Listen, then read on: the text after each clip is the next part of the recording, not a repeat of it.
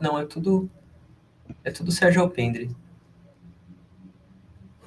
Bom, coisas pra gente descobrir, né? Então é melhor não escrever nada, porque senão você escreve alguma coisa no meu nome, né? É falsidade ideológica. Até adoro não sei o que lá, pode me queimar o filme. Adoro Army of the Dead. Você não Netflix gosta de Army of the animado. Dead? Não. Net Do Army of the Dead é o filme Zack do... Snyder, o novo do Zack Snyder. Ah, não, eu achei que fosse aquele filme do Evil Dead, sabe? Carla e Arissa, vocês estão vendo com algum atraso, eu não sei de quanto é ainda. E quem escreveu isso foi o Aloysio, não fui eu. Ele vai ser preso por se passar por mim. É o Tenente Ripley, né? É. Mas, ó, a gente já tem 4 pessoas assistindo, então ó, tá tudo rolando. Quer dizer, deve ser uma das pessoas, deve ser Quatro. eu. Você tá com o YouTube aberto também? Tô. Então somos nós dois, a Arissa e a Carla. Então tá. Pai, mãe, filho e filha. Ah, então entrou uma quinta pessoa. Quinta pessoa entrou. Quem será a quinta pessoa? Gente, é um teste, tá? Provavelmente isso não vai pro ar nunca, porque nós estamos brincando, né? A não ser que depois a gente corte as brincadeiras, né? Ou não. Ou vai pro ar com as brincadeiras mesmo. Sei lá. Acho que na questão do ao vivo a pessoa passa, bota na Para o velocidade pessoal 2. saber que a gente tá, né, com bom humor também, né? Apesar de tudo. Apesar da destruição do país, estamos rindo, É, também. sorrindo aqui. Ninguém ia querer ver também, né? Uma live com todo mundo de mau humor, né? É Todo verdade. mundo triste, Mas não assim. sei se a gente não vai passar dos limites e ficar meio bobo alegre também, né? Tem que tomar cuidado para isso. Que é um problema também. É. Bom, eu vou começar, tá? Nos Manda ver, assuntos Sérgio. desta live. Então, a gente tem 3 assuntos aqui para tratar, no espaço de mais ou menos 1 hora. Pode ser mais, pode ser um pouquinho menos. Não sei se vai ser ruim ficar menos de 1 hora, né? Porque dá a impressão que, prometemos 1 hora e ficou. Mas, enfim, a gente vai falar um pouco de algumas coisas aqui que a gente quer conversar e num tom assim bem coloquial mesmo, tom de papo de bar, enquanto o Aloysio vai brincando aí com a edição no Restream, ele vai...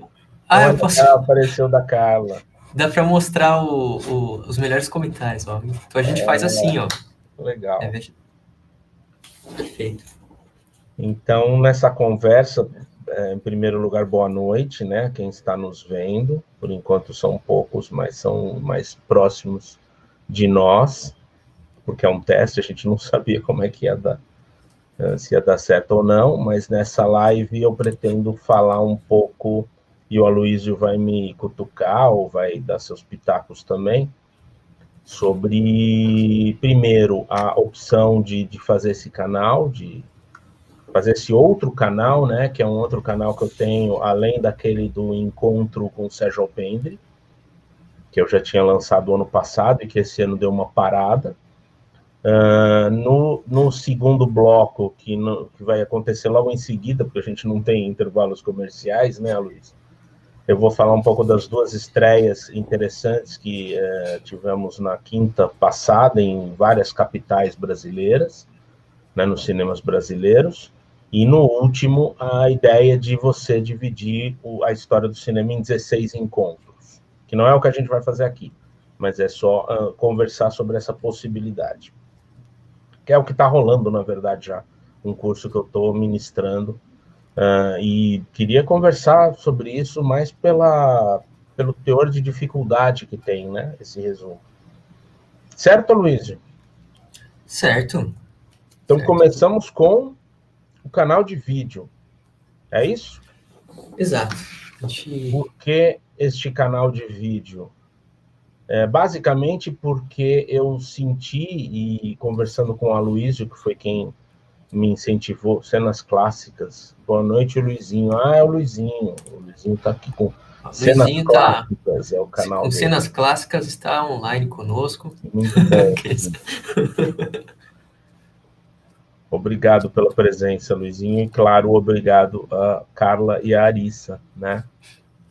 A Carla, meu grande amor, e a Arissa, o grande amor do Luizio. tem que falar também, pô. Você não, só eu Tá vou justo, tá colocar justo. as coisas pessoais, você também tem que colocar, se liberem.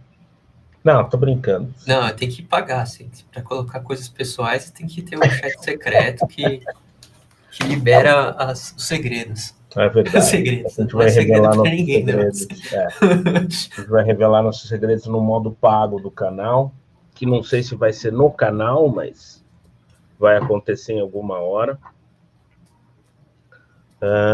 Eu fechei tudo aqui, agora estou com calor. Eu estava com frio, agora eu fechei tudo, estou com calor.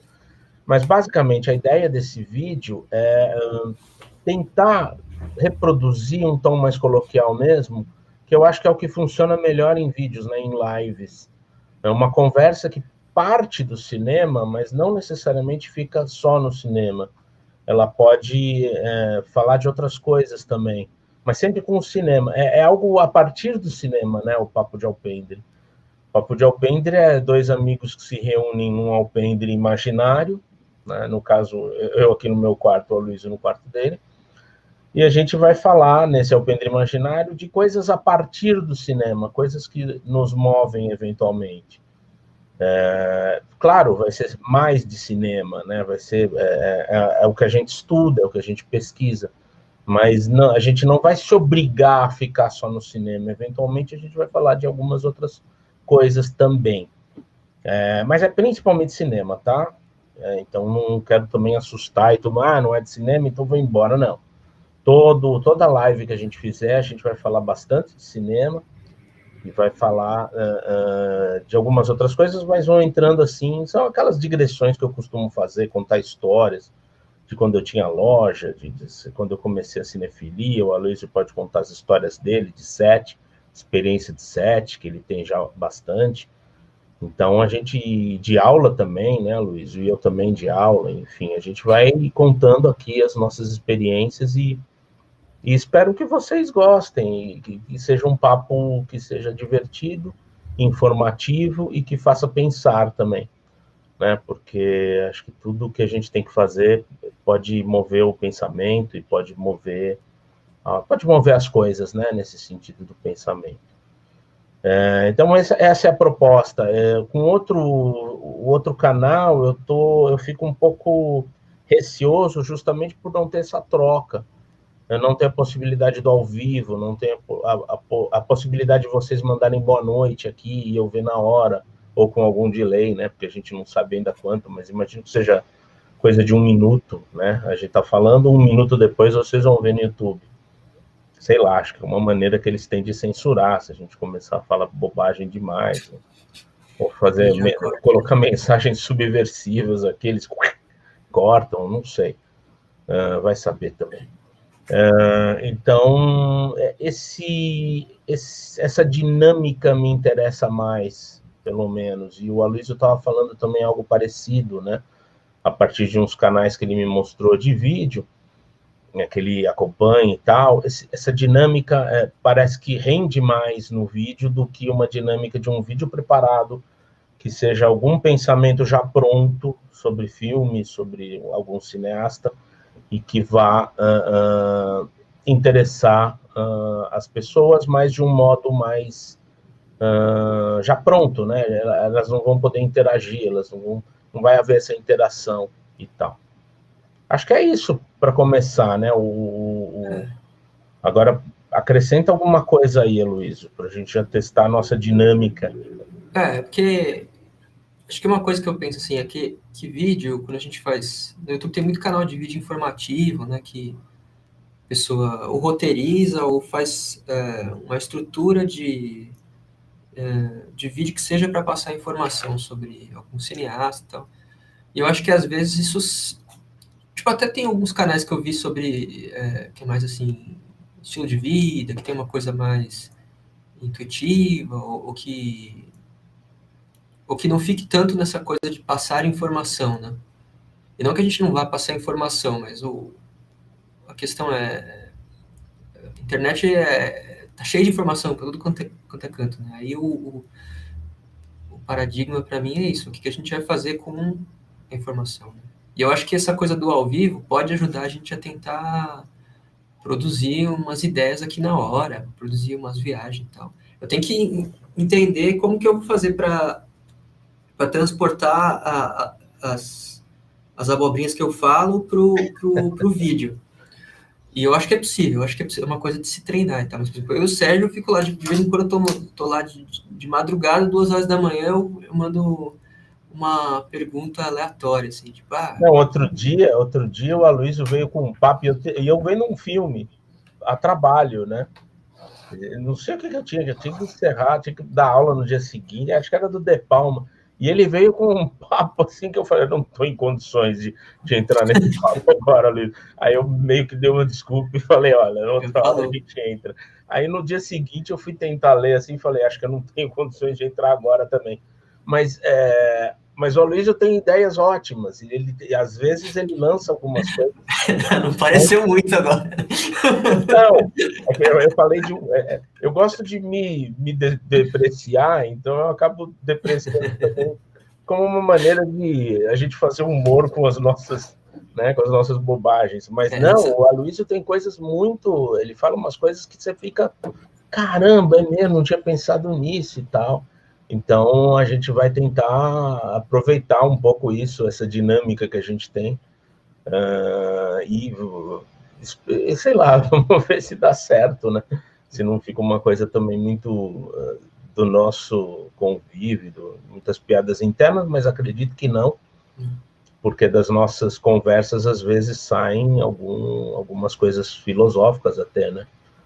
E isso é interessante sempre. Eu acho que é isso, né? Da questão do vídeo, eu acho que a gente vai poder aproveitar bem essa ideia de conversar e pensar a partir do que é o vídeo, do que são esses encontros, do que esses encontros permitem, né? Olha o Felipe entrou aí. Entrou, Felipe também, da turma 6 espectadores. Tirando a gente. 6 não, 4, né? 4, Então, que legal, que emoção. Já temos uma plateia. 4 pessoas nos vendo. Não é um teste só nós dois.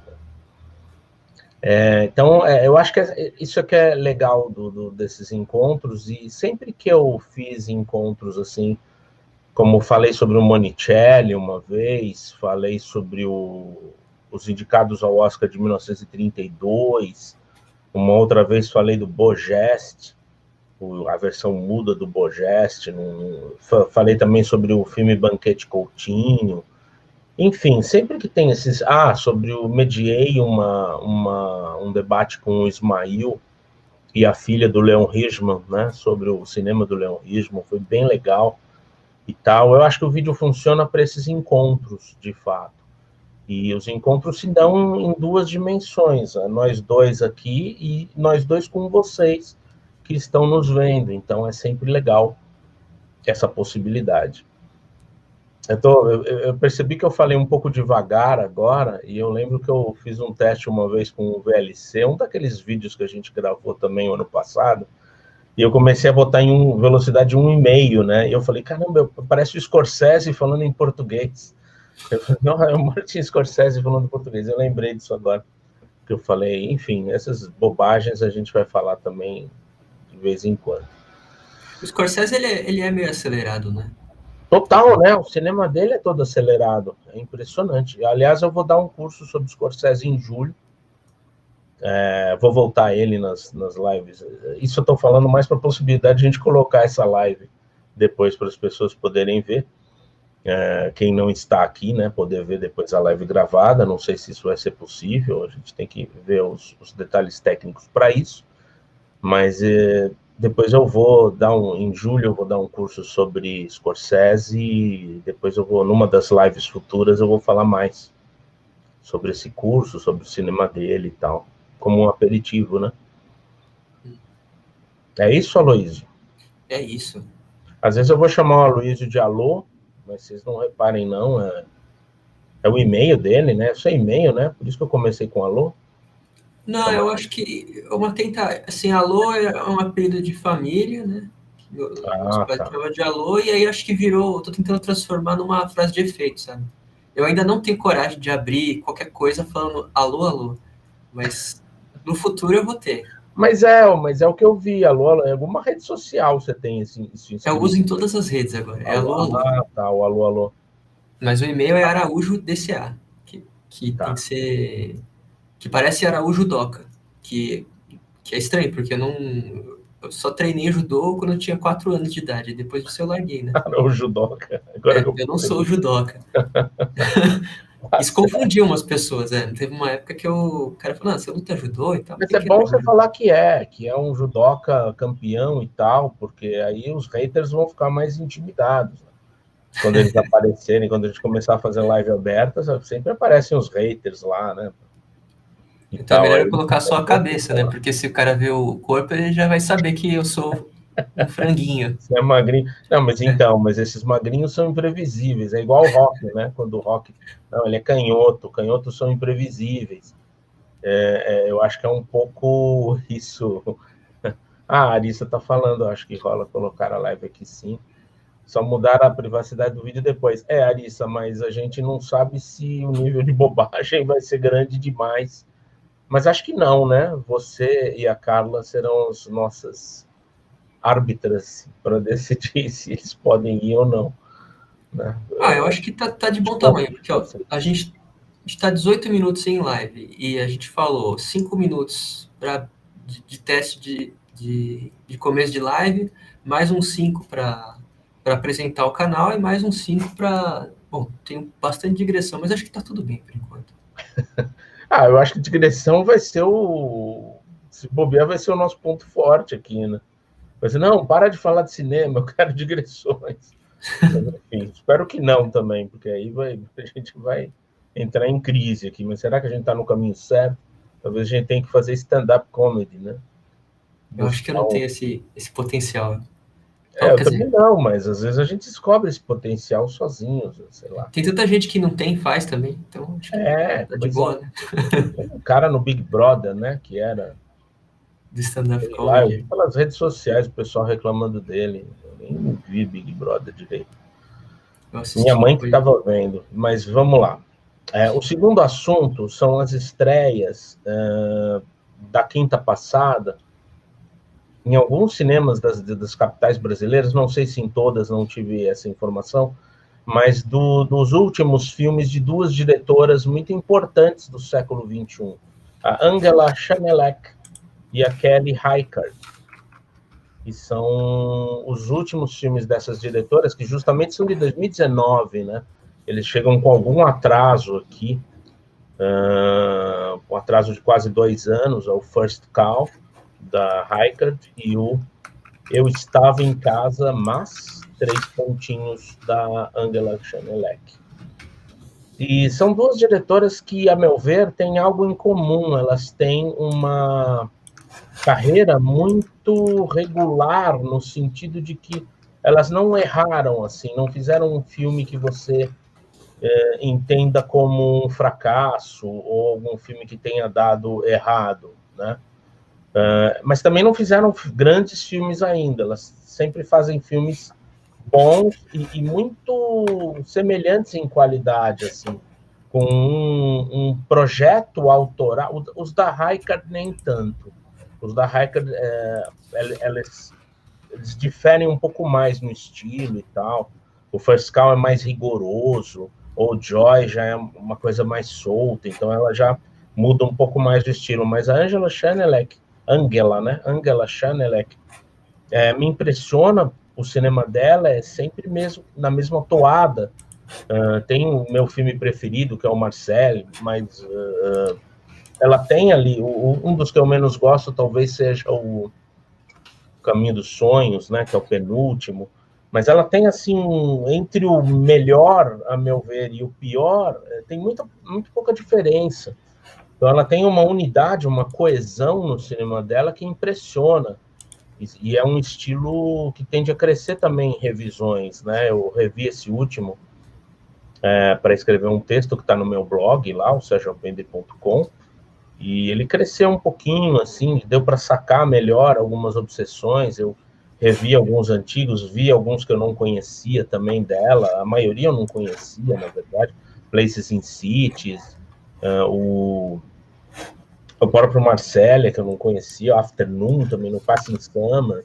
Eu não conhecia esses filmes e fui descobrir, vi que é uma diretora muito coesa ali nas suas propostas, autora de fato, né?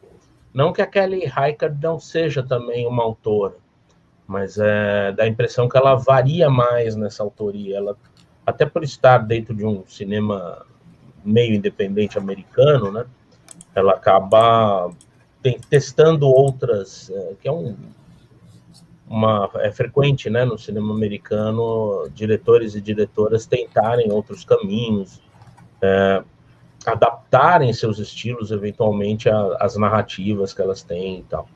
E eu acho que a Kelly Reichardt faz mais isso, mas eu não sei se eu prefiro uma à outra, não saberia dizer.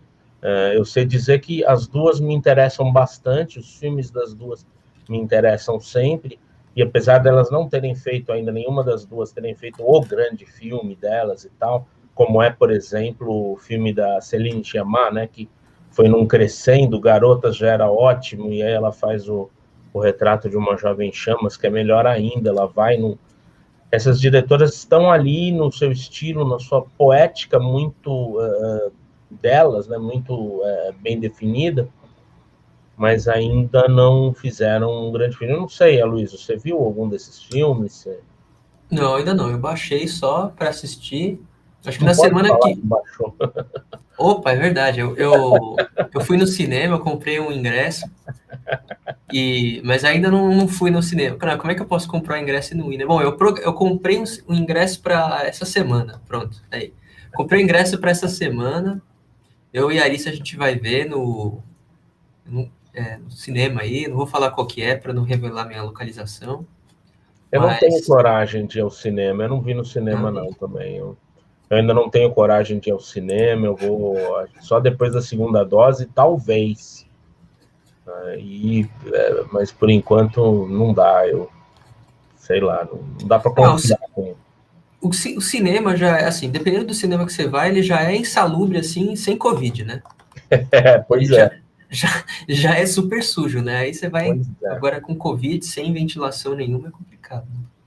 Mas agora tipo assim, eu peguei então para assistir, eu vou assistir semana que vem, eu dou os meus comentários, mas que essa é uma dinâmica boa, eu acho. Você vai me indicando as coisas, eu vou assistindo, semana que vem eu falo o que eu acho. Mas E aí as esse pessoas que estão nos vendo também, né? também aí comentam com a gente, né? Esse filme da Angela Chanelec tem alguma coisa de Ozu? Ou Então, o título, né? só o título? Só, porque o título remete, até no texto do blog eu comentei isso, que remete àqueles textos da série Eu, Mas, né? Me formei, mas fui reprovado, mas, e aí o terceiro que é o melhor, né? Eu nasci, mas. É o melhor, não sei nem se dá para ver os outros completos, ou em boa Eu acho, imagem, então. eu acho que o Eu Graduei, mas eu já vi também. Mas não, eles têm, mas eu não sei se dá para ver com a imagem, por exemplo, que a gente pode ver o Eu Nasci Mas. Então não é justo, né? Também acho que esses filmes estão muito judiados, assim, a cópia não está muito boa, né? Então fica uma coisa. Judiado não pode mais falar, aliás, eu peço desculpas pelo termo, porque é um termo que virou politicamente incorreto, né? A gente entende por quê. Mas mania de. Minha mãe falava muito, peguei essa mania agora para perder. Mas eu acho que é só isso que tem, viu? Até no texto eu falo lá, porque ela não tem muita. Ela trabalha mais com ângulos diagonais do que o Ozu, é muito mais frontal, né, do que ela. Eu Tem acho que é uma coisa só assim de plano fixo, uma coisa meio tem, zen. mas aí muita gente tem também, né? Ela pode, eu imagino que ela seja fã do Ozu, que ela seja, né, adore Ozu, e por isso que ela colocou esse título, que é do original, né, não é só do português. Mas assim, eu não vejo tanta ligação, a não ser de uma maneira mais geral, assim. os silêncios, uma coisa mais calma, né? Mais ali não tem grandes picos dramáticos e tal. Eu acho mais nisso, mas não que sejam, por exemplo, em filmes que se assemelham mais ao Café Lumière. Café Lumière, é isso? Café Lumière, do Russell Shane, por exemplo, ou aquele 35 Doses de Rum, da Claire Denis, se assemelham mais, também não se assemelham tanto ao Ozu. Da Claire Denis tem outras coisas para a gente falar, além de alguma semelhança com o Ozu, mas existe essa semelhança, mas que não é, a meu ver, não é muito grande, não. Tipo, não é um filho do Ozu, né? Um neto, bisneto, tem uma assim. Já Não, diluiu bastante, não, ou acho que ela nem tem isso. uma... Se você fosse mudar o título, então seria mais para qual lado? Seria para qual diretor? Você acha que eu acho ela bem próxima do cinema alemão como um todo, né? E até eu escrevo isso no blog, que tem cenas que me lembrou ali no tom, não é uma coisa que a gente fala, existe uma cena igual nos filmes do Wim Wenders, por exemplo. Mas o tom me lembra, assim, a maneira como ela corta para uma cena de piscina, em que ela filma a filha de longe, depois a mãe de longe ali vai pela beirada, e a filha vai e abraça a mãe, assim. E a gente vê tudo num plano muito longo, muito aberto, né? Depois ela aproxima um pouco, mas ela confia nesses planos bem abertos e tal.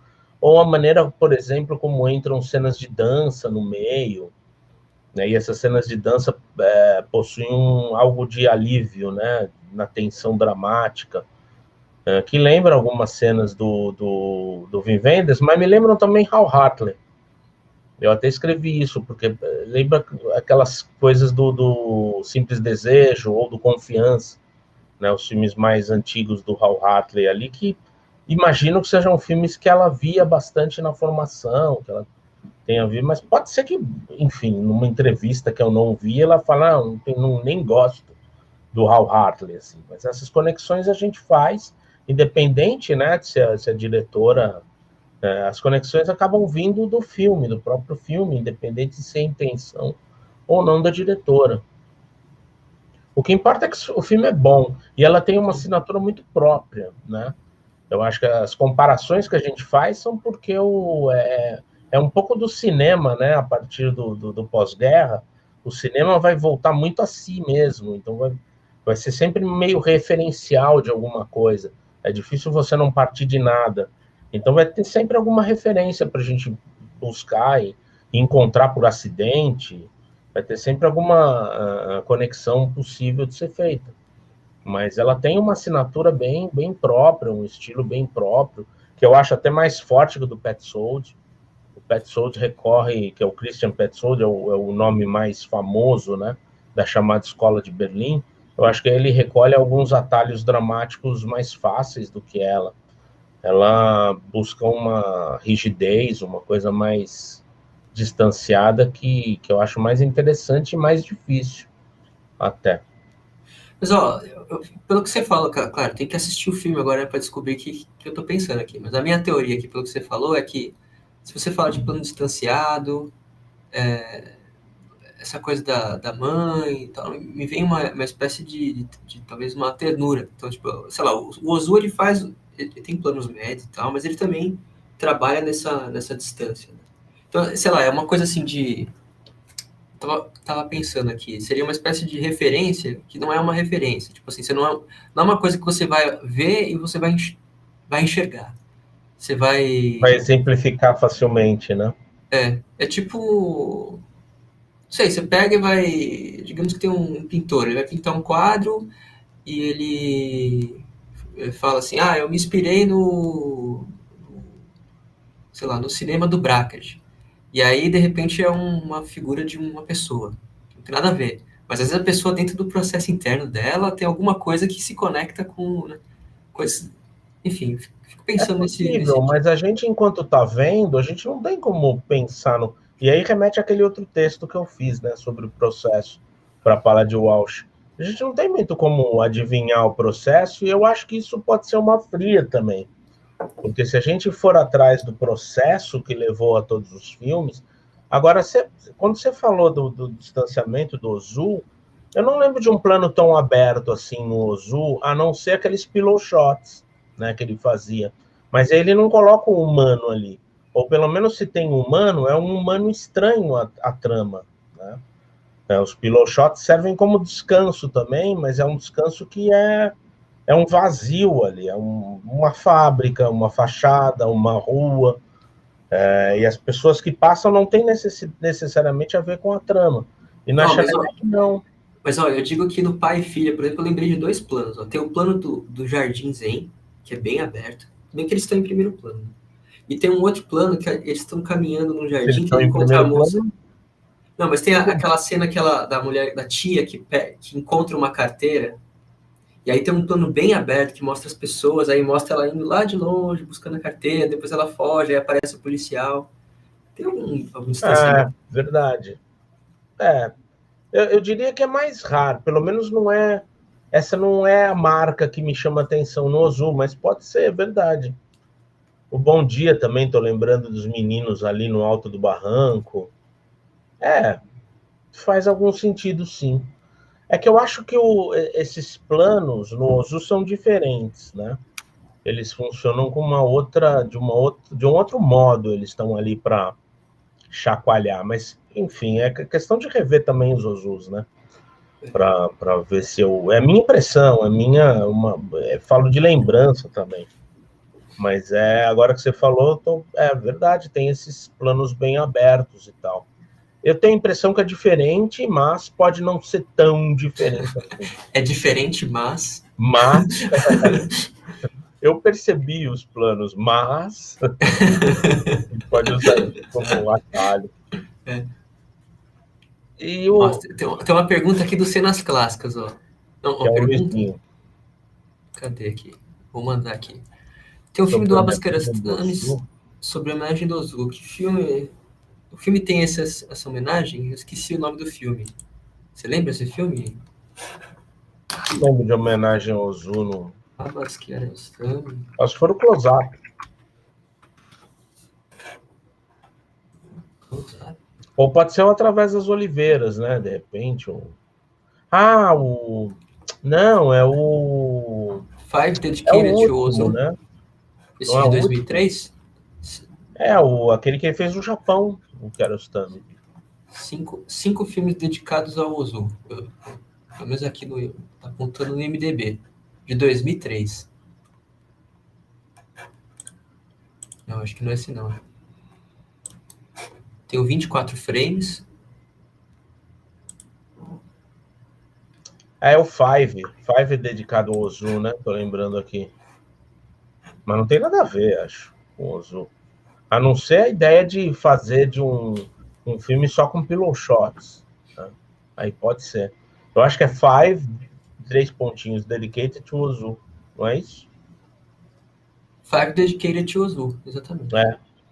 Mas aí só se for nessa ideia mas aí não é uma conexão que a gente possa... É uma conexão que ele provoca, mas que não tá assim a não ser aquela ideia de fazer um filme inteiro com pillow shots, né? Pode ser também. Que aí não é Ozu, né?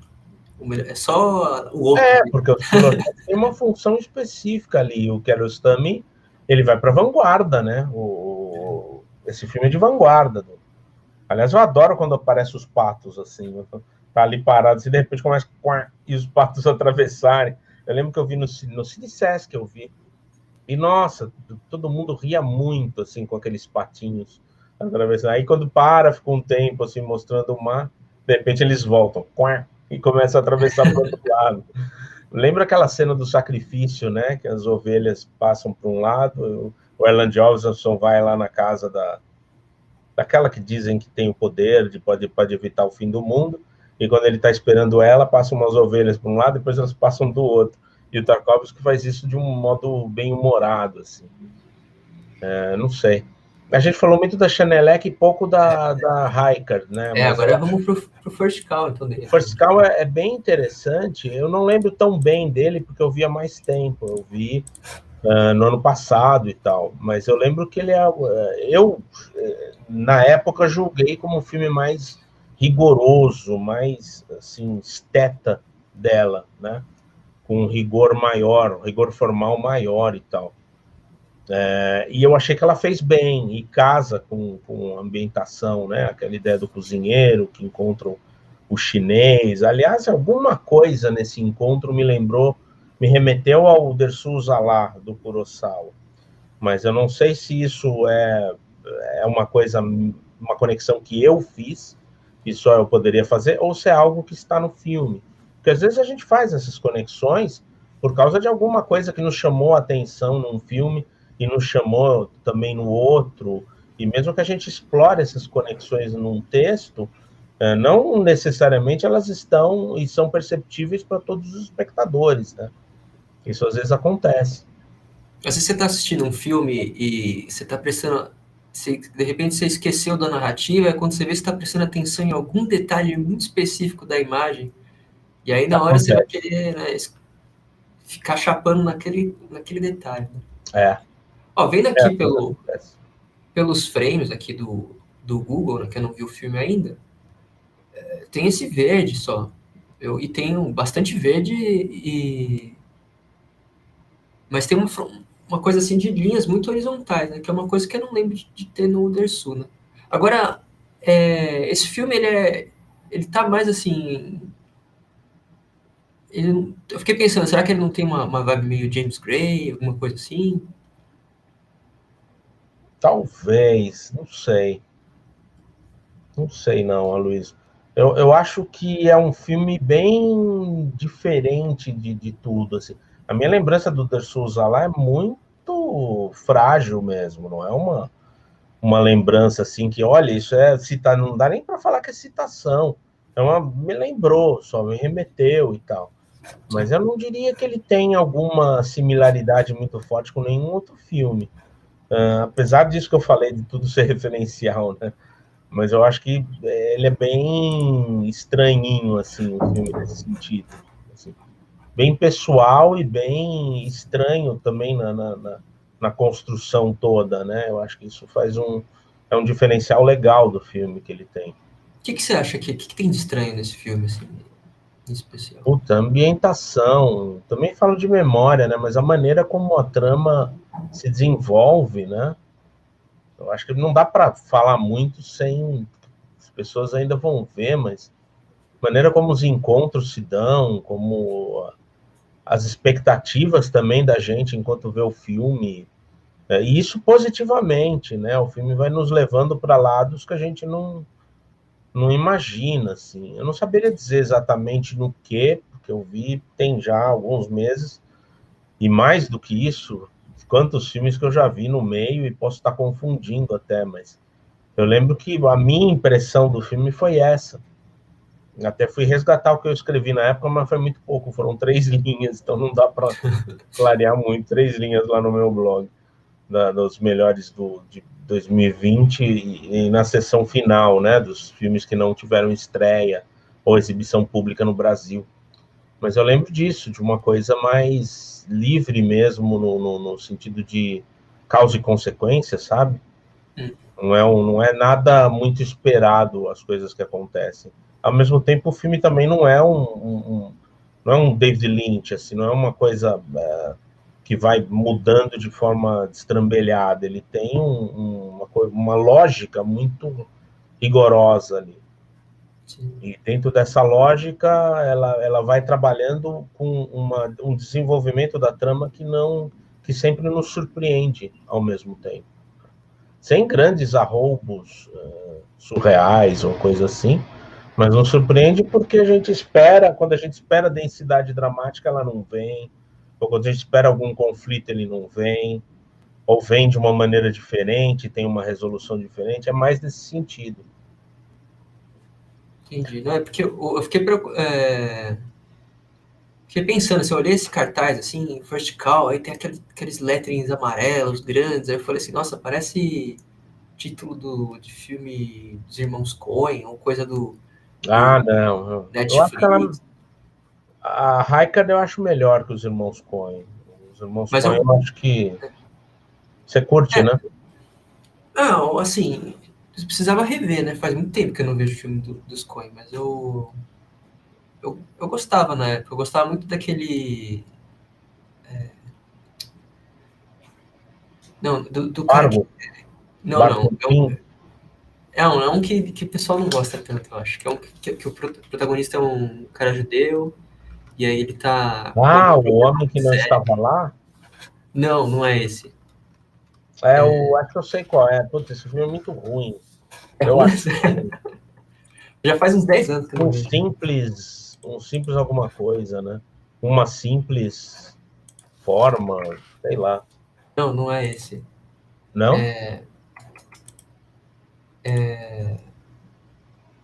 Um Homem Sério, de 2009. Ah, não, é esse mesmo que eu queria lembrar, só não lembro, só lembrei totalmente errado. Não, eu acho muito ruim, Luiz. Faz tempo que eu não vejo. Mas não vou defender, mas eu tive boas memórias com esse filme na época. Eu quero rever o Big Lebowski, que todo mundo fala que é o grande filme deles, e eu não acho tudo isso, não. Mas eu queria rever, é um filme que eu tô para rever há um bom tempo já. Mas, E... ó, mas diga, não, Não, fala, eu vou mudar de assunto. porque ia terminar com o First Call, porque eu fiquei olhando esse cartaz e eu pensei assim, não, será que é um desses filmes que acontece um monte de coisa do nada, que é pra ficar engraçado, ou se era... Não. E aí eu falei assim, não, e se for um filme narrativo, será que tem alguma energia já de Netflix, dessa coisa de contar a história tintim por tintim, Não. né? Eu diria que é um filme, puta, é mais perto de Pedro Costa do que de Netflix. Nossa. Então, É, agora eu você acho me pegou. ela Agora eu tem fiquei empolgado. ela tem uma proposta estética bem forte, eu diria. Eu acho que ela não é bem sucedida em tudo que ela tenta, mas ela tenta uma coisa que hoje em dia é diferente. Hoje em dia você não vê assim por aí, né? Você não vê muito facilmente isso. Então acho uma estreia bem considerável aí. É para ver mesmo. Quem se sentir seguro ou sabe de alguma sessão que só vai estar você e tal, arrisca. Eu não arrisco, eu prefiro ver em casa. Mas também logo acho que vai estar nas plataformas de streaming. Falaram que a janela diminuiu, né? A janela agora, justamente por causa da pandemia. Então logo vai estar aí nos Google Play, sei lá mais onde, Now e tal. Ó, os defensores aqui estão dos irmãos Coen estão aparecendo. A Gabriela Só a Miyake. Gabriela. Não, Gabriela, tem mais um aqui, ó. Tem o Luizinho gosta do Hollywood. gosto do Hollywood. Não... Ah, é aquela minissérie? Eu não vi. Não tem ideia. O Fargo eu gostei na época, mas nunca revi, assim. Eu gosto do Ajuste Final, Miller's Crossing. Esse eu acho legal. Arizona Nunca Mais passa de vez em quando no Telecine. E aquele Oh Brother, Where Art Thou? Thou? Eu Você não lembra gostei desse? muito na época, assim. Eu achei mais ou menos. Mas nunca revi. Esse é um filme que é muito estranho também, né? Que tem um cara muito esquisito, né? Eu gosto de sangue, eu acho legal. Mas eu lembro que quando eu revi, eu revi no cinema Gosto de Sangue, e depois fui rever em DVD o Trama Macabra do Hitchcock.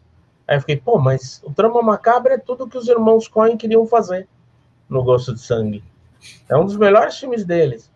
Mas eu falei, pô, olha o que o Hitchcock faz aqui no Trama Macabra. É Irmãos Coen. E é tudo que eles queriam fazer. Dá a impressão que é uma passada de bastão, assim. E aí o Hitchcock acho que morreu em 83, né? Ou foi em 80? Não, ele acho que foi em 80. Mas aí os irmãos Coen vão começar logo depois, né? E já com esse filme meio Hitchcockiano, meio de comédia de erros ali, mas com crime e tal. Comédia não é comédia, mas tem alguma coisa de humor ali no meio de um ambiente criminoso. E eu falo, pô, é o tom que o Hitchcock fez, o Hitchcock conseguiu no Family Plot, né, no Trama Macabra, o último filme do Hitchcock. Interessante isso. Mas, Aloysio, eu acho bom a gente passar para o último bloco, né, que Vamos já. apesar de ser muito breve, a gente também não vai estender demais aqui, que vai atrasar o jantar todo mundo e tal. A gente combinou 1 hora de... Não jantou, né? Eu não jantei. Então, a ideia de fazer dividir a história do cinema em 16 encontros, né? E isso partiu a ideia de... Peraí, você está fazendo um curso ou você já montou? Estou fazendo já, não é propaganda de curso, é só a ideia de discutir mesmo essa coisa, porque é difícil, né? Eu lembro que na Inspiratório, o que eu dava era uma coisa mais centrada nos gêneros, né, e tal. E dessa vez eu resolvi separar por décadas. E ficou uma coisa assim que, nossa, teve aula que eu fiquei só falando nomes e tal, e aí as pessoas se perdem. Então é difícil mesmo, porque você vai dividir uma história rica como a do cinema, são 126 anos, 125, né? 1895 nem conta.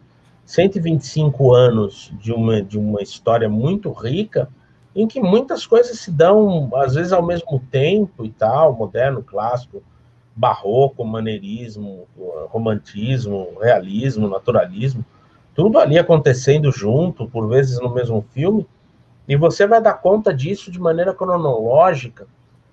E aí eu vi como é difícil, né? E como é difícil, acima de tudo, se você não cai nos atalhos de falar que pronto, essa é a época do maneirismo, essa é a época do expressionismo, depois é o noir, depois é o melodrama e o musical, aí depois vem o moderno quebrar tudo. Se não ficar nessas facilidades, fica muito difícil você falar de fato da história do cinema, porque é uma coisa muito rica, né? E aí eu fiquei pensando, na primeira aula eu já falei, a gente pode falar sobre a história do cinema só sobre filmes que estão, por exemplo, disponíveis nas plataformas de streaming. Ou só no catálogo de uma distribuidora, como a Versátil, por exemplo, ou a Lume, ou a Obras-Primas do Cinema, ou só por uma cinematografia. A gente pode falar de toda a história do cinema, até é possível falar de toda a história do cinema pelo cinema brasileiro, só. E aí você pensa, quando chegar no Nelson Pereira, você fala do neorrealismo italiano. Quando chegar no Limite, você vai falar das vanguardas europeias.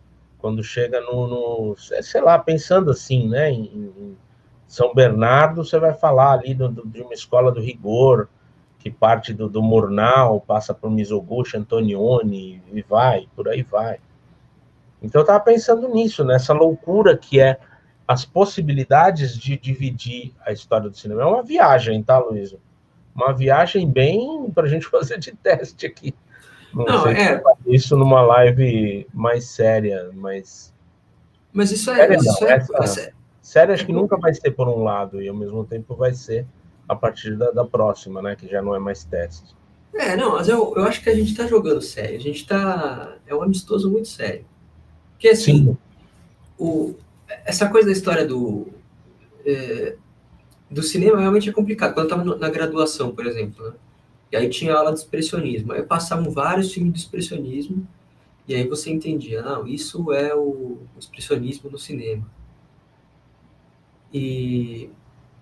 Só que tem muito filme de expressionismo.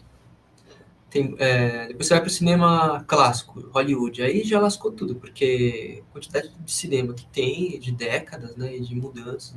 Aí depois você vai para o moderno.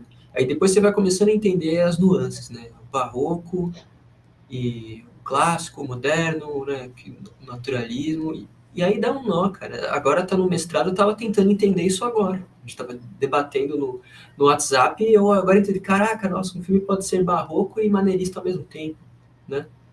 E pode ter referência, sei lá, expressionismo e ao clássico num plano e depois no outro. Desculpa. E você tá travando... Mostrou agora, destravou, eu acho. Não, pera. Travou, você travou aqui também. Será que fui eu ou o YouTube que travou? Esquisito. Bom, essa é uma das coisas que a gente pensa. Melhor não falar mais nada, porque depois eu a gente vai se manter na plataforma do YouTube, né? Mas Não, se continuar travando, é complicado. mas puta, toda live que eu vejo, alguém trava em algum momento. O negócio é desencanar. Sempre tem travadas em lives, né? Até na TV eu vejo o pessoal fazendo aqueles debates.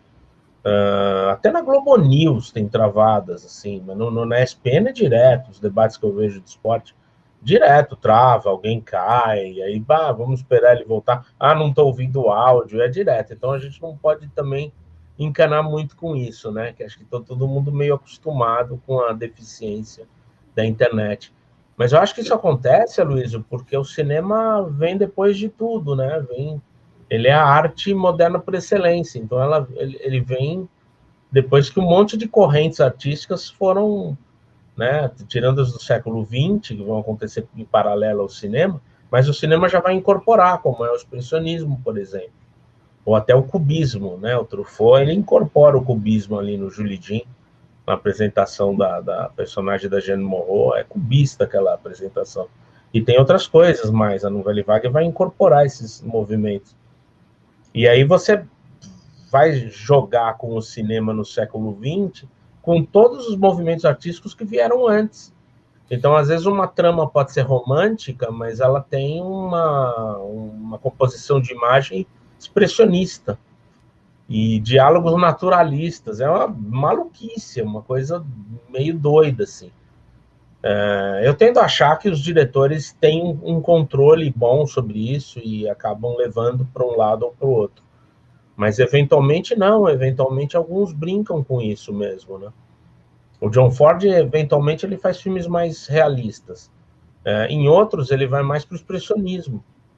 Ele vai lá, ele era fã do Murnau e vai lá para o Murnau e faz uns filmes até maneiristas, né? Tem um famoso estudo aí sobre o maneirismo do John Ford que defende muitas obras dele, as mais expressionistas, como obras maneiristas. E aí dá para entender. Dá para entender isso, dá para entender, por exemplo, o maneirismo no Tempo das Diligências. Eu acho isso muito legal, assim. É uma das coisas mais legais do cinema, essa possibilidade dele já aglomerar várias, né? Aglomerar é proibido agora em tempos de pandemia, mas juntar várias escolas artísticas ao mesmo tempo, né? Tem várias possibilidades ali. Então, eu acho isso bacana. Parecem os livros que eu tenho ali atrás, né? Aí você vê Rossellini ali, depois embaixo você vê, deixa eu ver se eu consigo. Não, do lado do Rossellini está a História do Cinema Italiano, estou apontando para o lado errado aqui. Do lado, você está apontando para o 1001 filmes ali, antes de dormir. Uma está o Rossellini, o catálogo do Rossellini da Cinemateca Portuguesa, do lado está a História do Cinema pelo Peter Bondanella, História do Cinema Italiano, e embaixo já tem Nova Hollywood, né? Aqui é Nova Hollywood, aqui é Nova Hollywood também, é o livro do Torre. Aí aqui em cima, eu nem sei mais, aqui em cima é o Cinefilia do lado do Rossellini aqui. Então é uma mistureba de coisas que eu estava lendo no momento e tal. Mas enfim, acho que é isso, Luiz. Você tem mais alguma consideração a fazer? Eu tenho uma consideração. Então vamos lá. Não, a pergunta que eu quero fazer é, então, esse curso, História do Cinema, talvez ele seja a possibilidade de uma história de cinema. Tipo assim, porque você vai mostrar os filmes e não dá para você falar isso é a história do cinema, mas dá para você falar existe uma história do cinema e vocês podem começar por aqui, né? Tem a ver com o título da série do Godard, né? Histórias do cinema, são várias. A que eu estou contando é uma delas. Aula de história do cinema, mas... Boa. Esse é um curso de história do cinema, mas vamos fazer tudo isso. Eu acho legal, ou não. Mas ou não, do Caetano Veloso. Mas eu acho bem isso mesmo, porque é uma história possível de ser contada ali. Eu podia ter radicalizado de um outro jeito. Eu quis fazer o mais completo possível. E logo eu vi que era um erro. Falei, não dá para fazer o mais completo possível. Porque os alunos ficam perdidos, né, com o mais completo possível. Alguns mais avançados vão entender e acompanhar. outros não. Então eu vou excluir alguns. E aí a ideia é mais de fazer mesmo uma coisa, passar pelos principais movimentos, mas eu acho meio pobre também. Né? Por exemplo, eu não quis mostrar a Screwball Comedy dos anos 30, mas eu fui para uma diretora que estava ali lançando algumas bases da comédia romântica, Dorothy Asner, né? No filme dela de 32, e por aí vai, a gente vai, Merrily You Go to Hell, We Go to Hell. Legal a opção, achei interessante. Foi porque aí a gente pode mostrar Aliás, eu não tinha visto esse filme, a Carla que me indicou. Falou que eu adorei, assim, porque eu falei, nossa, eu tinha visto outros dois dela há muito tempo e nem achei mais esses filmes. Não anotei. Minhas anotações de filme são uma desgraça. Todo dia eu descubro algum buraco ali. Mas eu vi esse filme, por que eu não anotei? Aí eu lembro que eu tinha um computador que ele vivia dando pau. E quando ele dava pau, eu perdi o HD. E perdia todos os arquivos. Quando eu recuperava esse arquivo, eu perdia, tipo, se eu não fazia backup, eu perdia tudo que eu anotei entre o último backup e a perda do computador. Então, nisso eu perdi muitos filmes anotados, imagina. E eu fiquei vários. Coisa de burro. Depois eu peguei a mania de todo dia ir lá salvar num HD externo também, às vezes mandar para mim mesmo por e-mail, para manter o arquivo. Mesmo assim, outro dia, eu vi que eu salvei em outro lado, aí fui. Mas eu tinha anotado esse filme.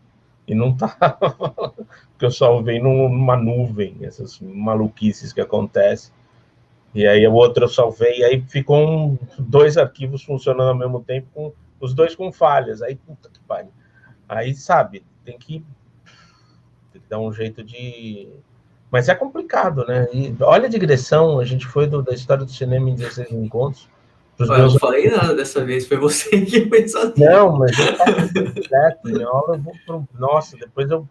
Mas como que foi? Como que eu fiz esse caminho? Aí eu tento fazer o caminho de volta para voltar a linha de raciocínio anterior. Mas acho que é isso. Acho que a gente pode contar vários tipos de... A gente pode fazer vários caminhos, né, com a história do cinema, e esse foi o que eu escolhi agora, foi um caminho possível.